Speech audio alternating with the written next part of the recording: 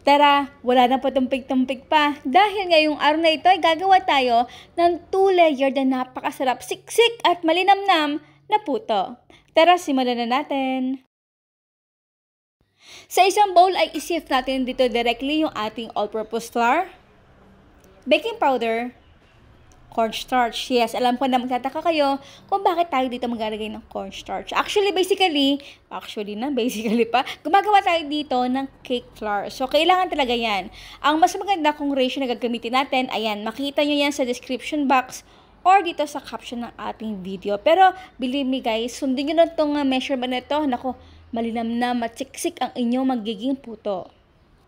Yan. So, after natin ma-mix yung ating dry ingredients, ay ilagay na natin dito yung ating mga wet ingredients. So, haluin lang natin ito ng mabuti hanggang sa mag-well blend. So, dito guys, mapapansin nyo na talaga medyo malapot talaga yung ating puto. Yes, dinesign ko talaga ito para maging siksik yung ating puto. At ito ay masarap na i-partner dito sa ating dinuguan. Dinivide ko yung ating mixture into 2 at yung isa ay nalagyan ko ito ng ube essence. Again, pwede tayong maglagay ng iba pang mga essence na flavorings katulad ng buko pandan at iba pa.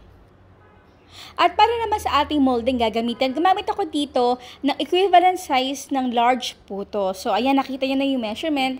Dito naman sa ating banana leaf ay nalinis ko na yan, napasadahan sa apoy para maging flexible ito at para hindi mag-crack dito sa paglagay natin ng ating molde. At ito nga yung aking ginawa para naman hindi umangat talaga yung ating banana leaf dito sa ating puto. Ayan, nilagyan ko pa ito sa ibabaw ng another mold. At kada isang molde ay nalagay ako dito ng pinakaunang layer natin, yung ating classic na flavor ng puto mixture. At yung pangalawa naman yung ating ube flavor mixture. So dito guys, pwede rin tayong malagay na totoong ube halaya para naman talaga ma-enhance pa yung lasa ng ating ube. At syempre, alam naman natin yung pagluto nito. So, sa large size ng ating puto or medium or small ay magkakaiba. Syempre, yung time ng pag-steam dito.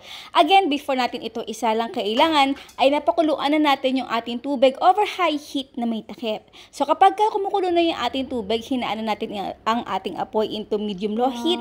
Then, saka natin ito isa lang at i-steam to for 15 minutes. Ngayon, kung gagamit kayo ng medium size ng puto mold, ay i-steam lang ito for 10 to 12 minutes. At kung small naman na gagamitin yung molde, ay steam lang ito for 5 to 6 minutes.